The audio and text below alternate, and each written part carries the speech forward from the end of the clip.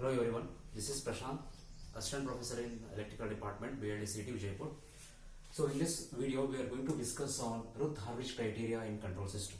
In the previous video we discussed about the block diagram and the signal flow graph. Okay, so today let us find the stability of the system by using RH criteria. So Routh in 1887 has invented this concept. So this concept mainly helps in finding the stability of the control system. Stability in the sense we need to locate the roots of the characteristic equation in the S plane. Okay, so we have a simple closed loop system here. The input is R of S and the output of the system is C of S. Okay, this is the closed loop system, and we know that the transfer function for the closed loop system is G of S divided by 1 plus G of S into H of S, because it is a negative feedback system.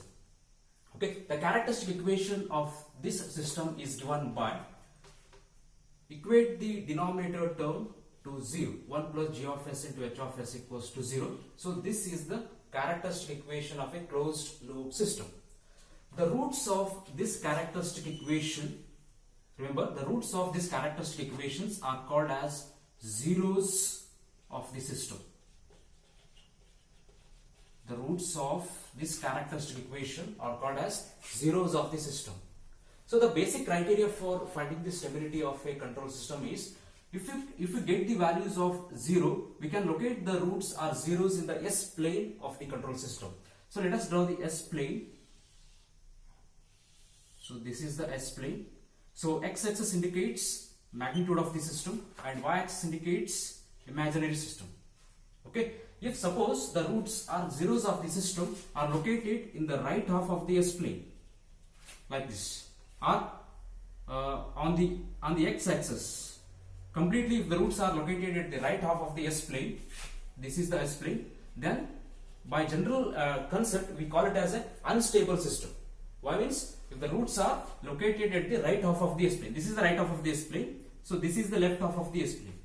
So once the characteristic equation, the roots of that characteristic equation are negative, if the roots are located in the left half of the S plane, then the system is stable. If the roots are at the right side of the S plane, then the system is unstable. Suppose if the roots are located on the imaginary axis, then the system is marginally stable system. Marginally stable system.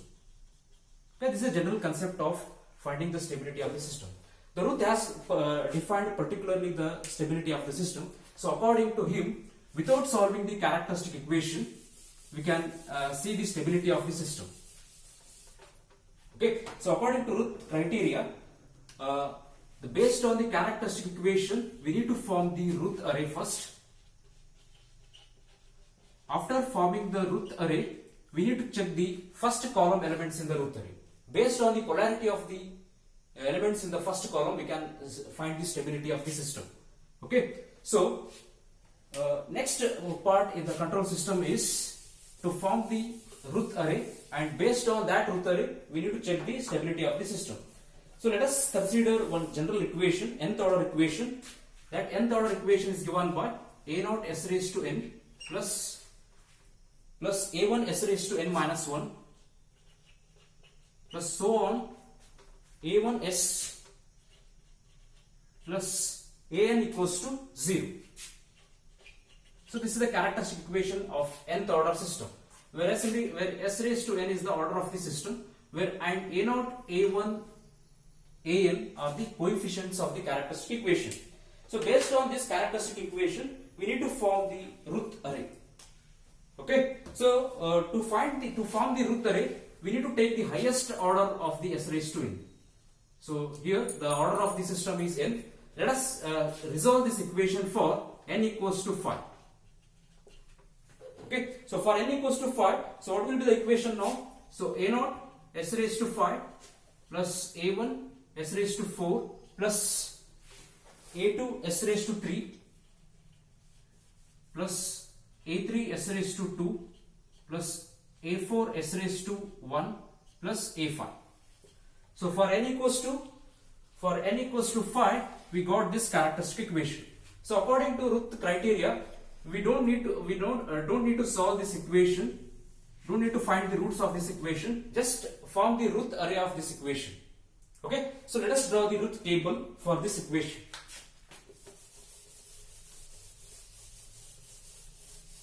So what we have equation for n equals to 5, that is a naught s raised to 5 plus a1 s raised to 4 plus a2 s cube plus a3 s square plus a4 s plus a5 equals to 0. So this is the characteristic equation. So what we need to find in this equation is find the stability of the system by using root table or forming the root array. Okay. So the highest order of the system is s raised to 5. Starting from highest order s raised to 5 to the lowest order, write down the order of the system. So s raised to 4, s raised to 3, so s square, s raised to 1, s raised to 0. And we have coefficients here. Coefficients of the characteristic equations are a0, a1, a2, a3, a4, a5. Okay. So arrange these coefficients in the root table. So I will write the coefficients of the root table as a0 first, then a1, then a2, a3, then a4, a5. Okay. There are how many rows we have? So 1, 2, 3, 4, 5, 6. 6 rows we have. So based on the characteristic equation, in any question, based on the characteristic equation, we need to write the coefficients in the first 2 rows. Okay. So write down the coefficients according to this manner. Then the remaining elements of the root array can be calculated with the help of these 2 row elements. Okay. So I will tell you how to find the element. Let us take the root table in s raised to 3 row as b1. Let us assume this. So b1 can be calculated as b1 equals to, consider first 2 column elements. So a1 into a2 minus a0 into a3 divided by a1. So b1 I will write here. So a0 a3 minus a1 a2 divided by a1. So divided by this element. So we got the element b1. So next one we'll find the element b2 now. To find the element b2, so leave this second column. So consider next to this column. So first one and the third column. So what we have element? So a0 a1 a4 a5. So I will write here b2 equals to what we have element a0 a1 a4 a5. So b2 can be calculated as a1 into a4 minus a0 into a5. So a1 into a4 minus a0 into a5 divided by the same element a1. So finally b2 equals to a0 a5 minus a1 a4 divided by a1. So we got the element b2. Okay. So to find the element b3, so leave this column. We don't have next remaining element, remaining coefficients. So b3 will be a 0. Okay. So third row we got. So next one is s raised to 2 row elements. So s raised to 2 row can be calculated with the help of about 2 rows by considering these 2 rows. Okay. So let us assume the variable coefficient as c1.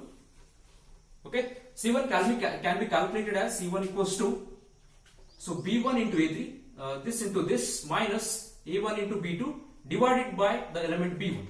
So b1 a3 minus a1 b2 divided by b1. Okay. We got the element c1.